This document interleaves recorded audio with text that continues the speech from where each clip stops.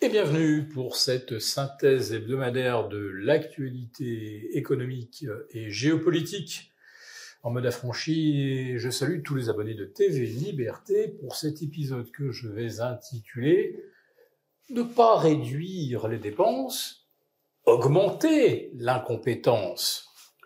Et j'aurais même pu ajouter « échapper aux motions de censure ».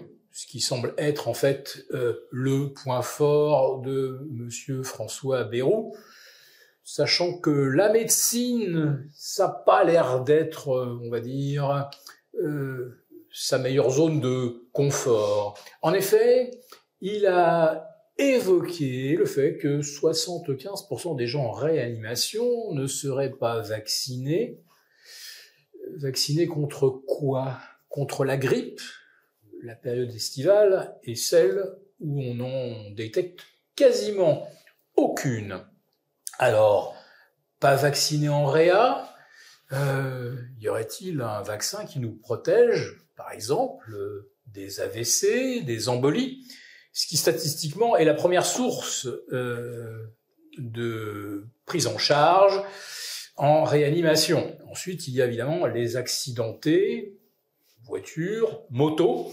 Alors moi qui suis motard, j'attends de connaître quel est le vaccin qui va me protéger en cas d'accident et qui m'évitera la réanimation. Je vais poursuivre sur le registre médical parce que, allez, ouais, autant rentrer tout de suite dans les sujets les plus scandaleux. On parle de réduire la prise en charge des longues maladies. Que les maladies se fassent une raison, au-delà de 3 ans ou au-delà de 4 ans, elles cesseront d'être prises en charge. Donc les longues maladies sont priées de s'arrêter. Je vais m'adresser particulièrement au diabète ou à l'hypertension. Attention, le gouvernement vous a dans le collimateur. Et puis il y aura également l'éventuel déremboursement de médicaments, augmentation du forfait, doublement du forfait. On passe de 50 à 100 €. Alors, dans le titre de cette chronique, j'ai dit on ne fait pas les réductions de dépenses qu'on devrait. Ben oui, car dans les annonces de Monsieur Bayrou, on ne voit pas bien, à part quelques mesures cosmétiques sur les fameuses agences d'État. Il y en a 1200. Certains pensent qu'en les réduisant de moitié, on ne perdrait pas grand-chose. La plupart des agences ou des comités d'experts ne produisent d'ailleurs pas de rapport. Alors heureusement, on a quand même eu le commissariat au plan de Monsieur Bayrou qui a produit, je crois, 6 rapports en 3 ans. Un rapport étant facturé 2 millions d'euros, je vous le dis, c'est le rapport d'activité le plus cher d'Europe. Bon, à se demander si Monsieur Bayrou, son commissariat au plan, c'était pas en fait son plan, c'était de devenir commissaire. Pas d'économie, en tout cas, du côté du millefeuille administratif, pas de réduction de la contribution de la France au budget de l'Europe, qui est ultra déficitaire, puisque ça tourne entre 9,5 et 12,5 milliards d'euros. La France verse par exemple 28 et ne reçoit que 15 ou 16.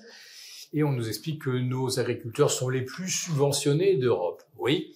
En fait, quand on voit que la France reçoit 17 ou 18 sur 28 et qu'on rend 9 à nos agriculteurs, ça veut dire qu'en fait on paye carrément 2 fois. On pourrait donner le double à nos agriculteurs si on gardait la maîtrise et ça ne nous coûterait pas plus cher.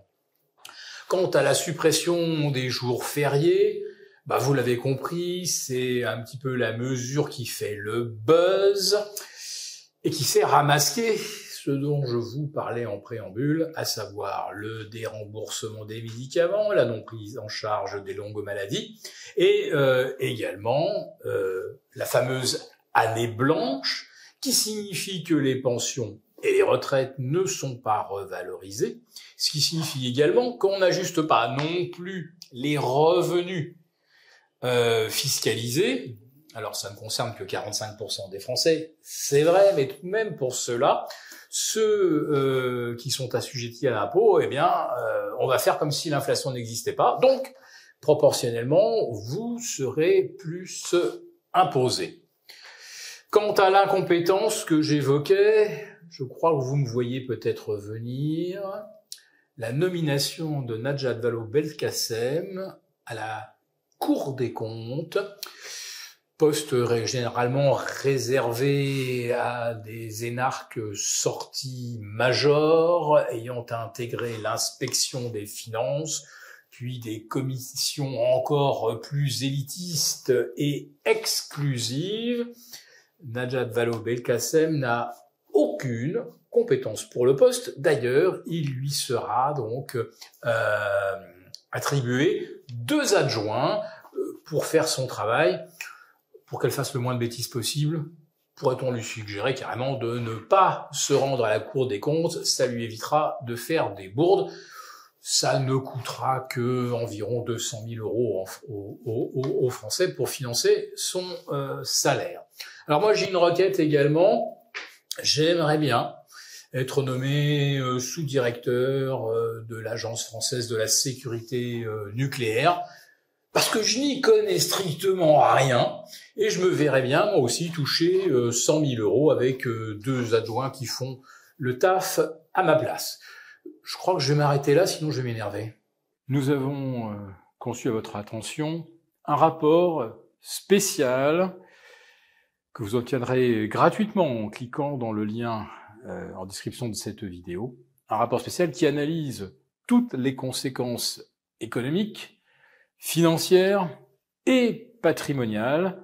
Et bien sûr, ce rapport vous offre également des mesures, des initiatives à mettre en place très rapidement pour protéger votre épargne, celle de vos proches. Tout ça donc dans un rapport gratuit que vous obtenez en cliquant en bas de cette vidéo.